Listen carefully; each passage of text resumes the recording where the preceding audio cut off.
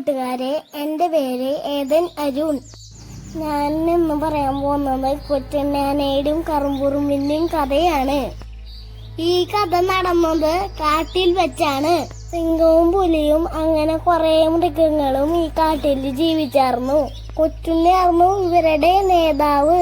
കൊച്ചുണ്ണി വലുപ്പം കൊണ്ടും ശക്തി കൊണ്ടും എല്ലാരും പേടിപ്പിച്ചിരുന്നു. കറുമ്പുറുമ്പ് ഒഴികെ എല്ലാവർക്കും കൊച്ചുണ്ണിയെ പേടിയായിരുന്നു. കറുമ്പിയുടെ വലിപ്പക്കുറവ് കാരണം എല്ലാരും കറുമ്പിനെ അവഗണിച്ചു. കൊച്ചുണ്ണിക്ക് കിട്ടിയ ബഹുമാനം കറുമ്പി സ്വപ്നം കണ്ടു. കൊച്ചുണ്ണിക്കുള്ള ശക്തി ധൈര്യമൊക്കെ എന്റെ കയ്യിലുണ്ടല്ലോ, എന്നിട്ട് എന്താ ആരെന്നെ ബഹുമാനിക്കാത്ത കറുമ്പുറുമ്പ് ചിന്തിച്ചു. അങ്ങനെ ഒരിക്കൽ വലിപ്പത്തിൽ വലിയ കാര്യമില്ലെന്ന് തെളിയിക്കാൻ കറുമ്പി കൊച്ചുണ്ണിയെ മത്സരത്തിൽ വിളിച്ചു.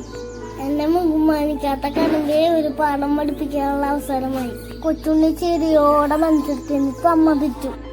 കാട്ടിലെല്ലാ മൃഗങ്ങളും മത്സരം കാണാൻ തയ്യാറെടുത്തു. കൂട്ടുകുറുക്കൻ മത്സരത്തിനെ കുറിച്ച് പറഞ്ഞു.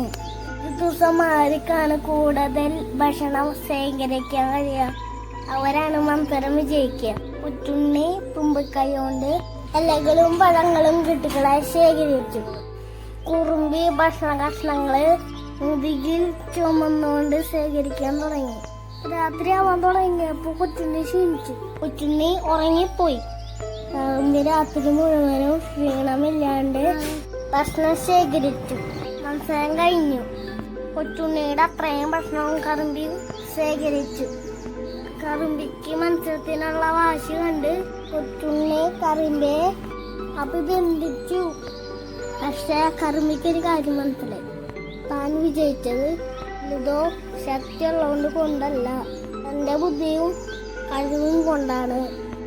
അതോടുകൂടി കൊച്ചുണ്ണി ശക്തി കാണിച്ച് മറ്റ മൃഗങ്ങളെ പേടിപ്പിക്കുന്നത് നിർത്തി. അന്ന് മുതൽ കൊച്ചുണ്ണിയും കറുമ്പിയും നല്ല സുഹൃത്തുക്കളായി മാറി. എന്റെ കഥ ഇഷ്ടപ്പെട്ടോ? Thank you.